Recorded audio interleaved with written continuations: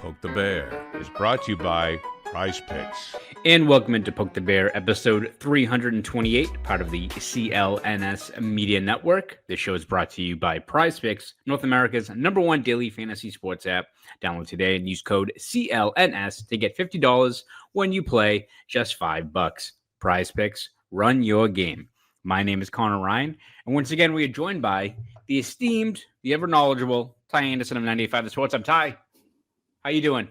What is going on today? How are we feeling? Feeling a little bit better, Ty. I will admit on Monday, a little bit perturbed, a little peeved, I would say. I thought for a while there that the Bruins weren't going to get the #1 overall pick, and the Philadelphia Flyers, who leapfrogged them the last day of the regular season, was going to get #1 pick, which would have been the chef's kiss, right, of this season, of like the most Bruins result ever. Didn't happen. Instead, the second most likely Bruins thing happened where they, go into the draft lottery with 14.2% chance of dropping all the way to 7. Sure enough, they do. So I think all of us were, especially fans, were disappointed on Monday night because I think people were watching, as we all do, look at the highlights of Michael Miso, look at Haggs, look at some of these other guys higher up. Now that it's a few days, where do you glean where the Bruins are in this draft order and what they're going to be able to do at the end of June?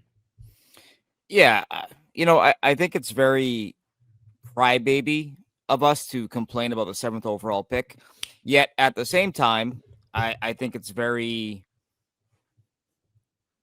it's frustrating because like you kind of feel good about the top 6 guys, right? And then after that, it's not like a cataclysmic drop-off, but there is a drop-off in terms of what how good you feel about those players, and what their ceilings could be. And so I think the worst part for the Bruins is sort of like, okay, like if you're out of the big 6, let's just say, right? Like, let's say we all felt good about the top 6 players, which I think we did, right?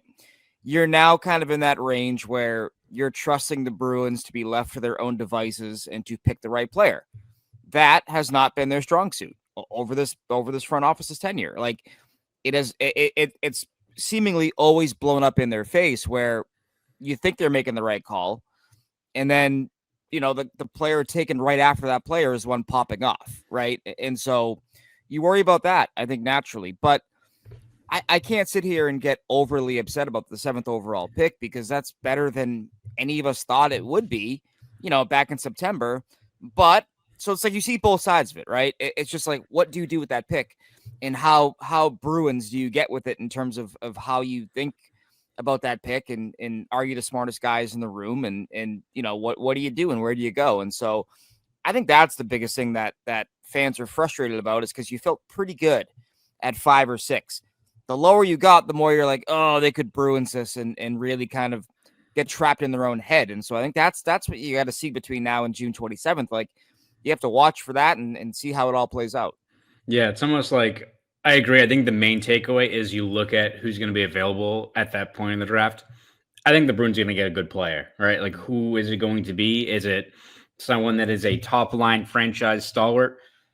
Might be asking a lot there. Is it an impactful second-line player? Is it, even if, let's say, like the best player available falls to them and they have to consider it, and I think we all agree that, like, center is the most pressing need, but if, like, Martone falls to you, or all of a sudden, like, the draft is a run on centers and, like, Eklund's there, and, like, man, his highlight tape is really, really fun. Like, he looks like a legit, like, 30-goal guy at the NHL level. Like, I think even if that's not a priority, you're going to find a guy that should make an impact, even if it's O'Brien as the center target. You have Brady Martin, whose stock seems to be rising a lot, and he's a guy that maybe he's not a 70-point player at the NHL level, but is going to make an impact, right? Like, it feels like a guy that is going to be a pain in the ass to play against. He's going to have a high motor. And I think you're just going to get an everyday stalwart in the NHL ranks, right? And is it going to be a franchise linchpin? Remains to be seen, but I think it's going to be someone that you're able to pluck out of this draft class that you hope is going to be here for 5+ years and is part of that next kind of core of leadership. It's just, as you said, you're inviting just more risk where you are in the draft. Like, yeah, you could get Brady Martin, who's maybe more of a safer pick. You could look at O'Brien, who's really talented, but probably needs a few years to marinate. Or if you're at that point in the draft, do the Bruins go like, oh man, like we know the red flags, but look at Roger McQueen, like he could be a top 3 pick. Like let's roll with it. And it's like, and it's not to say that I think like McQueen is destined to be a bust. I just think there's a lot of red flags with his game. That's like, I think if you're the Bruins, you need to hit on this pick. Doesn't mean it has to be a 40 goal guy. You would love for it to be that case.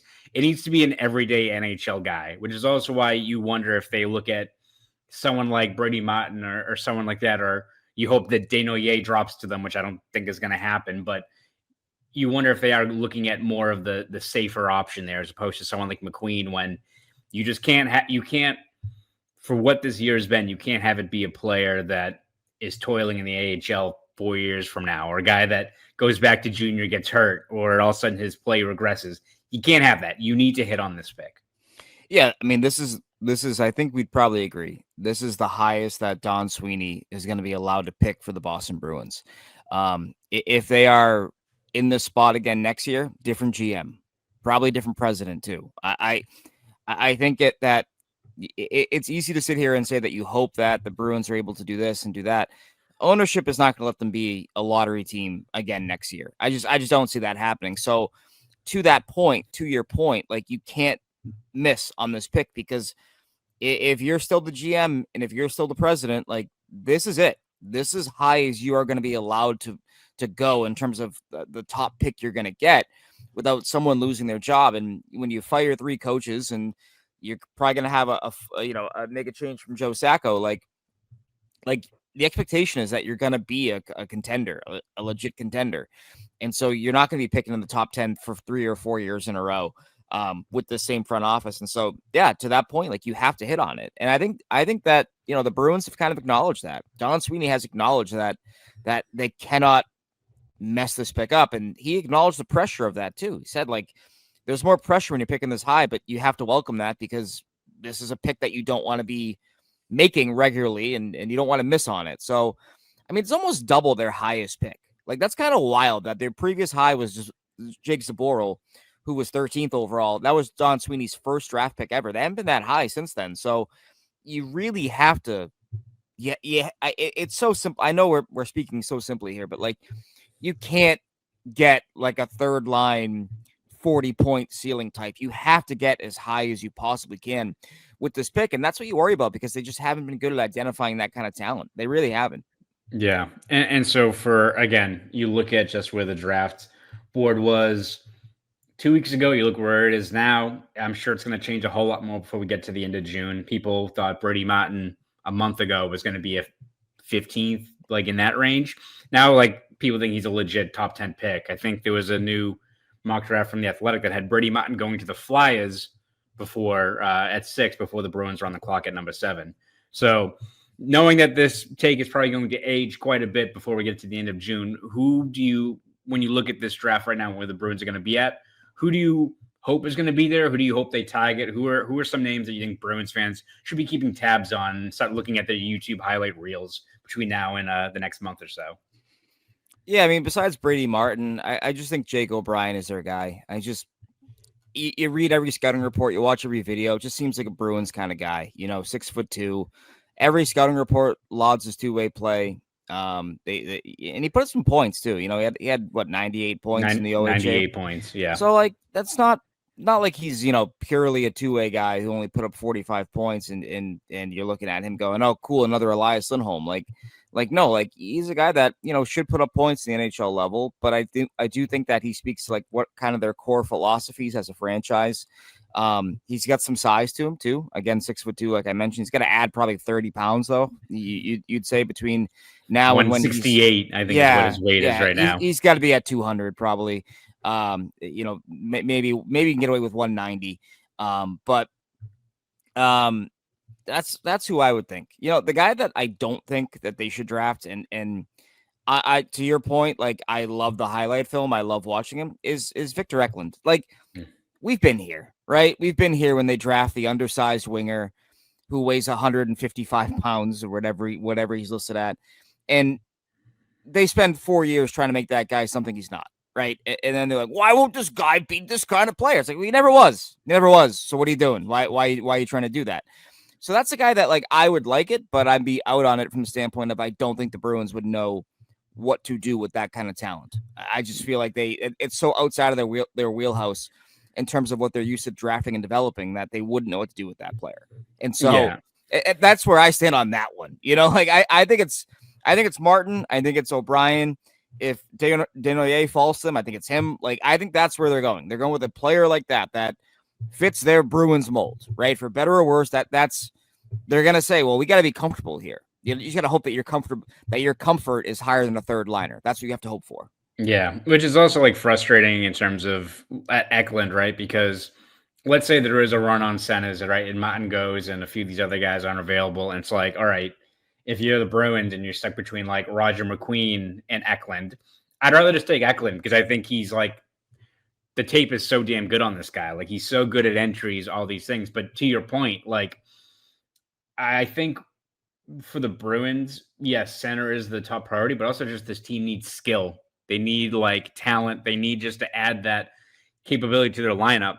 But I also can't see them being as patient with a super skilled winger like Eklund as they would be a guy like O'Brien, who's already got a good skill set, just needs to put on some weight, cob up a little bit, spend another year in junior. Whereas like Eklund, it does feel like, all right, he's going to rip up, the J20 league in Sweden, and then he's going to have to spend 2-3 years just learning the North American game. And it's like, did Eklund have to do that? Like his older brother? Because like his older brother had one full year, and all of a sudden his second full year, he's got 58 points in like 70 games and is super skilled. And I believe I think they're supposed to be drafted around the same time, right? Because I think William was 7th overall, but I think they say Victor's like the more skilled player. Like, he's a guy that if you were to ask me between McQueen and Eklund, which one's going to have a more impactful NHL career, I'd be more inclined. I think the safer bet is Eklund being like a top 6, 30-goal player. I just think he's a really skilled talent. And if you're the Bruins, it's all about, as I said earlier, just finding everyday impactful NHL player with that 7th pick. So Eklund would make sense if you don't like the options there down the middle. But to your point, I just don't see them having the patience or going against the grain to that degree, even if, again, the most pressing need is just talent on this roster. They're so talent efficient that you could really sell me on a player like him, but I can't see them doing it, even if it means them rolling the dice on a guy like McQueen who, has the back injury. His numbers last year, I was read somewhere where a majority of his points were against like the 2 worst teams in the OHL. Like, if you just dive more into his game, there's more red flags that keep on kind of popping up with McQueen that it's like, I don't want to fall into that same trap of the 6'5" centerman who ends up maybe becomes an NHLer, but his ceiling is considerably lower because his skating and all this stuff isn't up to par. Yeah, and I would argue you already took the 6-foot center, the 6'5" center gamble last year with Dean Letourneau, so I wouldn't do that again. To your point about Eklund, the Sharks draft him in 2021. He plays another season in Sweden. He comes over to North America at the end of that season, plays 8 or 9 games, I think it was, for the Sharks. The next season, he spends the majority of the season playing for the San Jose Barracuda, their AHL affiliate, and then gets another cup of coffee at the end of the year, and then has an NHL breakthrough. Like, so are the Bruins that patient with a player like that? Like I don't know. I don't know. Like, it feels like they might want a center who will do another year in juniors, have a strong push in training camp, maybe make the roster, the following season, and then kind of go from there. And so I think that's what they're positioned to do. I think that's what they prefer to do. I don't know if they want to do the 3 or 4 year waiting game with this pick when you look at what they're doing with Letourneau, who's also going to have maybe a 4 or 5 year waiting period. So when you consider that, it's like they've been so starving, right, for their first round picks and first round pick talent to break through. And you look at Pasternak's age, you look at Hampus Lindholm's age, Elias Lindholm's age, Nikita Zadorov's age, Charlie McAvoy's health concern. Like you kind of, I don't know if you have the patience for a 4 or 5 year window with your back-to-back first round picks. I just don't know if they have that.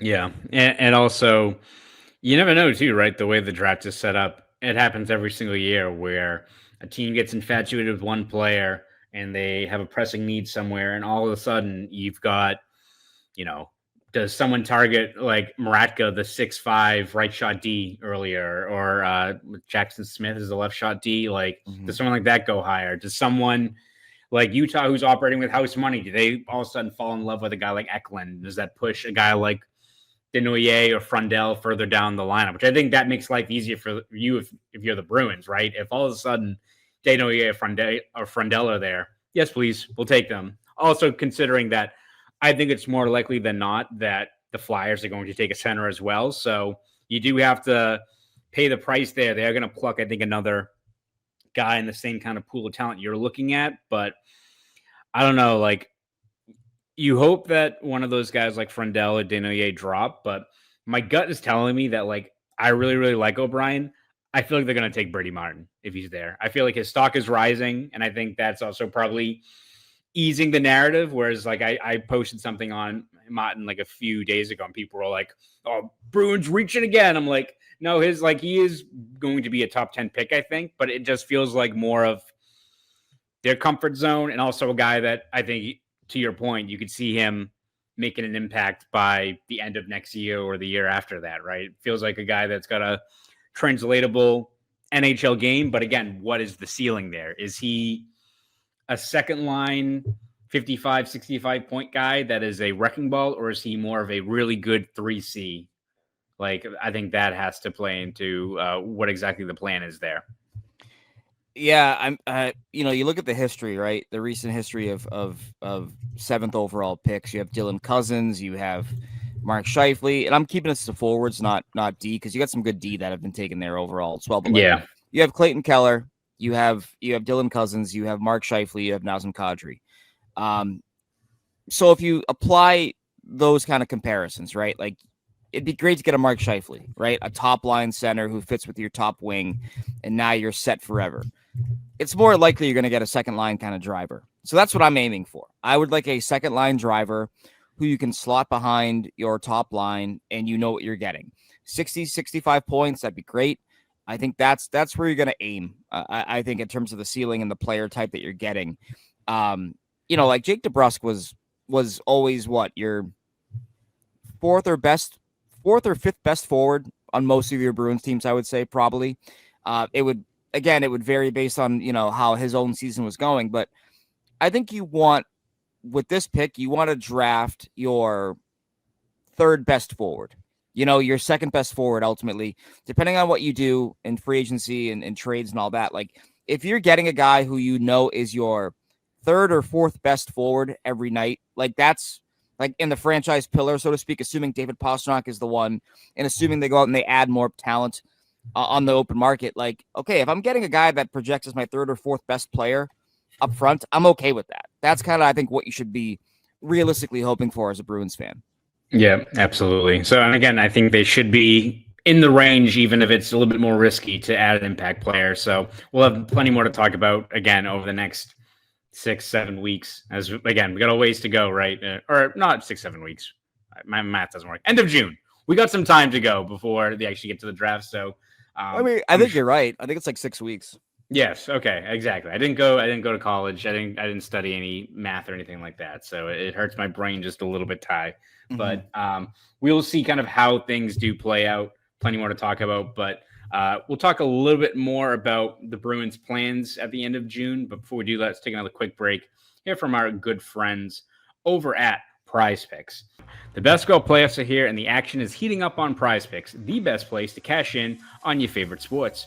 Don't miss your last chance to add your favorite players from the court to your PrizePicks lineup. Whether it's points, rebounds, assists, take your pick of more or less for your shot to win up to 2,000 times your cash today. Sign up today and get $50 instantly when you play just $5. You don't even need to win to receive the $50 bonus. It's guaranteed. Turn your playoff hot takes into tickets to basketball's championship series.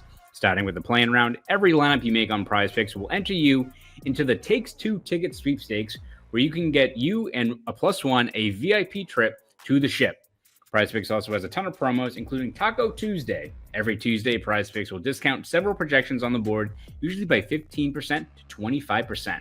And it's not just basketball. On PrizePicks, you can mix and match player projections from different sports. Combine your favorite hockey players with players from baseball, hockey, esports, and much more. Don't miss your chance to add your favorite players from the ice into your PrizePicks lineup. There's really no shortage of ways to participate in PrizePicks. This week I'm looking at the board and I'm going to cover all my bases.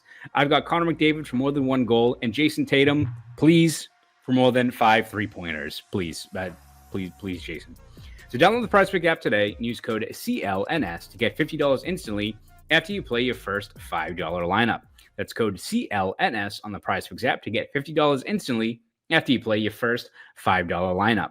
PrizePicks, run your game. Shout out once again to our good friends over at PrizePicks. Ty, when you also look at where the Bruins are at number 7 overall, can you see a scenario where they're, instead of, rolling the dice there on a player at that spot in the draft order, they're either looking to trade up, trade for a player? Like, do you think they're leaving no stone unturned there? And how realistic is that? Or is that just a thing to talk about on a podcast in the early weeks of May? Yeah, I think that the team that I'd watch there is Chicago. Because Chicago needs a defenseman, right? And I don't foresee them getting one. I don't foresee them getting Matt Schaefer at 3rd overall. I just don't, because I think either the Islanders make the most sense. But let's say the Islanders want to go with the hometown kid and they get James Haggs. Okay, well, San Jose is going to take Schaefer then. So they're not going to get Matthew Schaefer, the Chicago Blackhawks, that is. So they could, however, be in the market for Jackson Smith, who's considered the 2nd best defenseman on the draft board. Now, taking him at 4 overall or 3 overall is, it's pretty high. I don't know if you want to do that, because that's talking about drafting based on need, 110%. So would they want to move back to 7, where they're going to get Jackson Smith most likely, and the Bruins can move up and get, truly their pick, if it's Anton Frundell, if it's Porter Martone, whoever it is, could that be a case as well? Now, the question would be, what do you want to give up to move up that high? Because I don't know, you're not doing just a 3 for 8. That's not happening. You'd have to throw in more. I do not want to throw in another 1st-round pick. I do not want to throw in the Maple Leafs pick or the Florida Panthers 2nd. That could be a 1st. I don't want to do that, because I feel like this team needs as many cracks at replenishing the pipeline as they can get. And so I don't want to part with more high-end picks when, you basically waved the white flag on your season to get those picks. That's just not it. I want the pain to be worth it, right? And I think the pain is worth it with a fully restocked pipeline versus throwing all of your eggs in one player's basket, so to speak, and moving up to 3. So that's the only trade that I can see happening in terms of them moving up. But I don't know if it's worth it in terms of what you'd probably have to give up to make that kind of move. I don't know if that's realistic for the Boston Bruins right now. Yeah, I feel like the only one that I think would justify trading up for is if you were to somehow get up to 2 to get Misa, which isn't a guarantee. Who knows what the Islanders are going to do? Islanders are a team that really, the NHL needs to get that market going. That's a really fun team that is going to get rewarded with that number 1 pick. So, no, I think you look at where a player like Misa is someone that I think you would clearly covet. I just don't know if he's going to be available.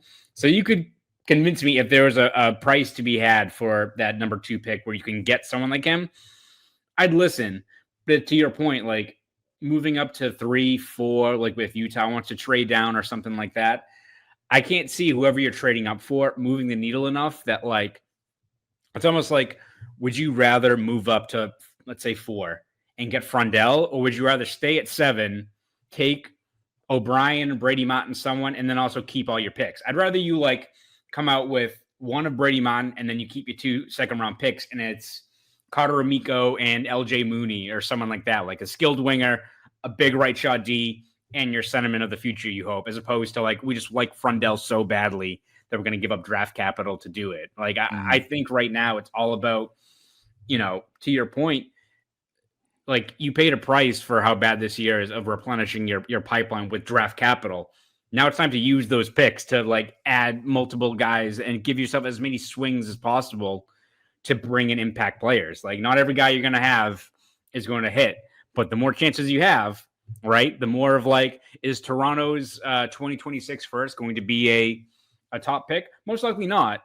But like if you get something in the 20s and it gives you a shot to add maybe at that point a D-man or someone like that, or a middle six winger who ends up being a 25 goal guy, there's value in that. And you're not going to have that opportunity to replenish your pipeline and add cost-controlled younger players if you keep on moving it up for a guy like, Frundell or Hagens or Denoyer, who I think are all really good players, but do they move the needle that much further than O'Brien or someone like that? I don't think it's worth it for what the prices you're giving up. I think you need to maximize as many draft picks as you have moving forward. You just need to give yourself as many opportunities to see what you can do there. Yeah, that's why I feel that way. Like you just have to focus on rebuilding the pipeline the right way. And this is where they are right now. If they still had Bergeron and they still have Chara and Krejci and even Marchand, there's more to be said about moving up and getting someone that you project more as a help you now kind of talent. But you're not there right now. You're there, but not to that level that you used to be, right? Like I think you have to target a player that can help you on your NHL roster in 1 to 2 years. But the long-term vision is like you have to have a model of sustainability. And I think sustainability is only achieved in the NHL now by drafting and developing. The Vegas model, while awesome, is not what I think is sustainable. I look at teams like Edmonton. Obviously, when you have 2 of the top 5 players in the world, it makes things easier. But, you look at all their draft picks and how high some of those players were, like even beyond McDavid and Draisaitl. Bouchard was a high pick. Darnell Nurse was a high pick. You look at Colorado. When they won it, they had, I think, 4 top 9 picks on their roster playing, key roles for them. You look at Florida. You have Barkov headlines it. Makachuk was a high pick, not by the Florida Panthers, but a high pick. Sam Bennett was a high pick. Sam Reinhart. These were all high draft picks. And so you have to either want those players to come to your city or you have to make those picks. And I just think that first round talent is how you have sustainability.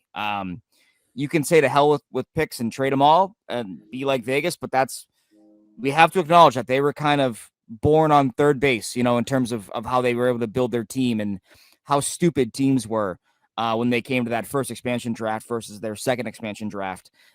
Vegas was allowed to make hay on a lot of really savvy business moves that they were able to cash in their chip, so to speak, and acquire high-end talent and extend that high-end talent. And so I just think that you got to rebuild it the right way. And it's got to be a complete process versus trying to on the fly this, because you're not that team anymore. You're just not.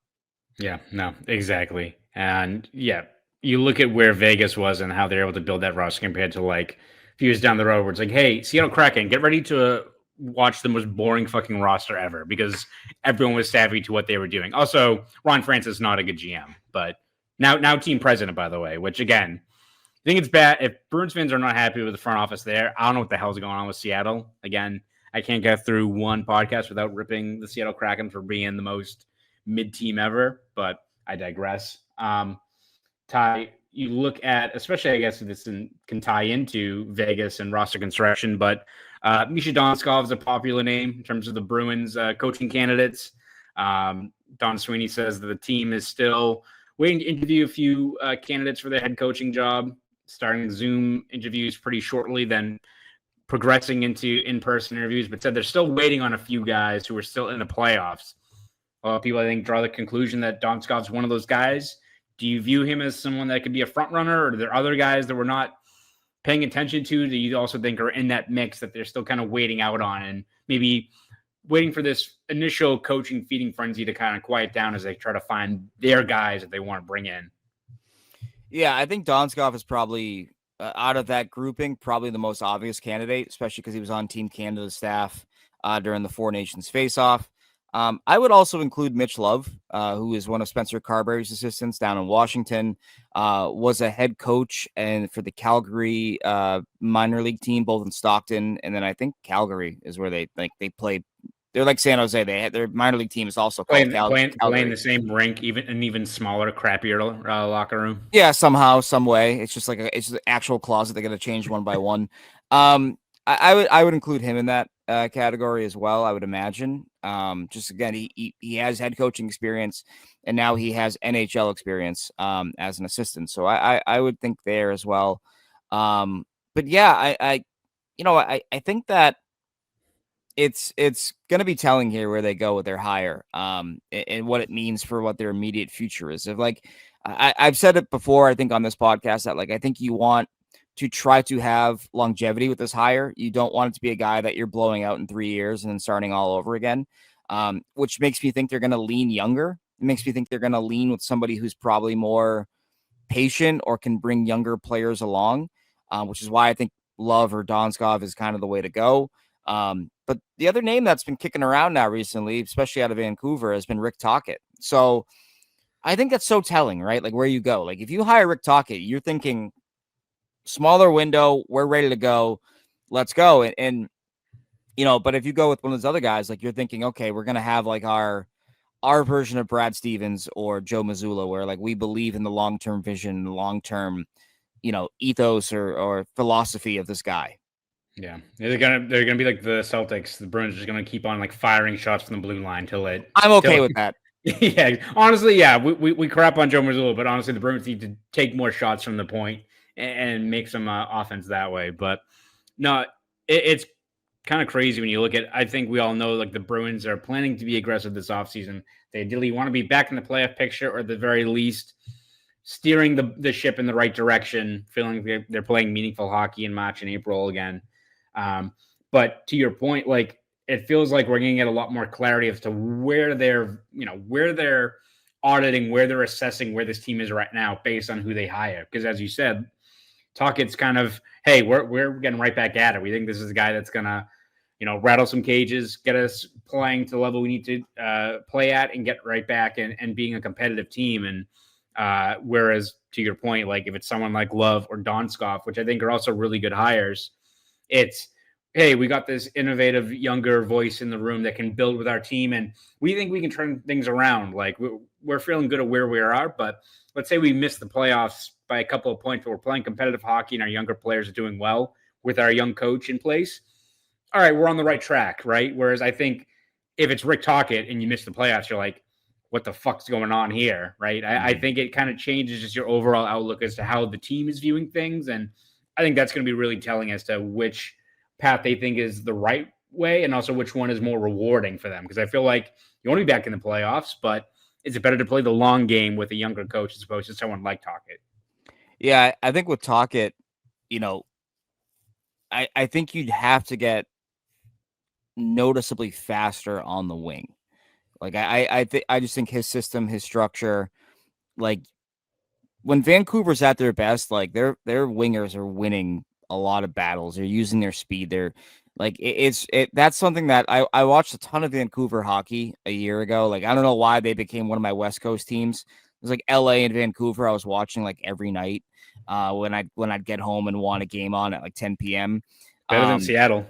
Yeah, there are things though in the Tocchet system that I think could help the Bruins. I think particularly the Tocchet Canucks reminded me of the Cassidy Bruins in the sense that they would do a lot of in their own zone D to D and then break it out versus like kind of trying almost like a one-man army kind of breakout, which I think the Bruins kind of struggled with this year, where like they would try that and then it'd be a turnover and now they're hemmed in their own zone. Like I thought that Vancouver, when they would be going, they would utilize a lot more D to D passes, and then you hit your forward in stride, and you're off to the races. Like so, I think that's kind of that's one thing that I look at and go, okay, that might help Charlie McAvoy. That might get his game kind of going the way that you want it to go as a puck moving defenseman. What he was kind of looking like under Bruce Cassidy, what he was the first year under Montgomery as well. But like I think getting your D more involved, like that's going to be the name of the game here. Like we joked about it, but like watching Carolina in the postseason, I'm like, yeah, if you don't have a lot of shooters, just do that. Funnel pucks to the net using your blue line and create 5-man pressure, because that's what you got to do. And so that's one thing that I noticed about Rick Tocchet that I think could help the Bruins. Now, I think there are other things about his system that I'm like, I'm not so crazy about. Not a big shot volume guy, that Vancouver team. They were very similar to the Montgomery Bruins in that regard, but the defense and what you can do there and activating some of your options there a little bit more than you did a year ago. I think that'd be a big move for the Bruins in the right direction. Yeah. And also considering how much of an open book Jim Rutherford is, if the Bruins get talking, Rutherford might go in training camp and be like, "Yeah, we think Quinn Hughes is going to go to the Bruins." That dude just saying anything. It's jarring listening to from between like Don Sweeney to Jim Rutherford. Like, again, I appreciate as a member of the media when someone's very upfront of, candid about their plans. But there's also times where I'm listening to Jim Rutherford. I'm like, you're giving your fans a heart attack right now, dude. Like, you're being a little bit too open right now.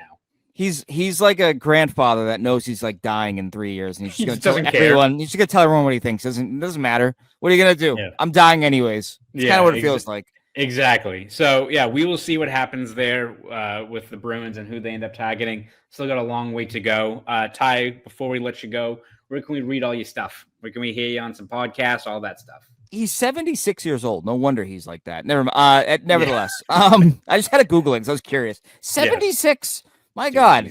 Anyway, how old's Lou? Lou Lamoriello is going to be what, 90? He's forever. I know he's out the game now, and of course the Islanders then get the number 1 pick. But Jesus. Yeah, no, he's the Watcher from Marvel. He's seen everything. He can't interfere, but he has seen everything in history.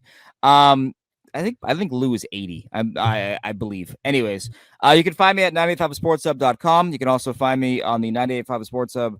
Sports Hub Underground podcast, which I co-host. We do episodes every week.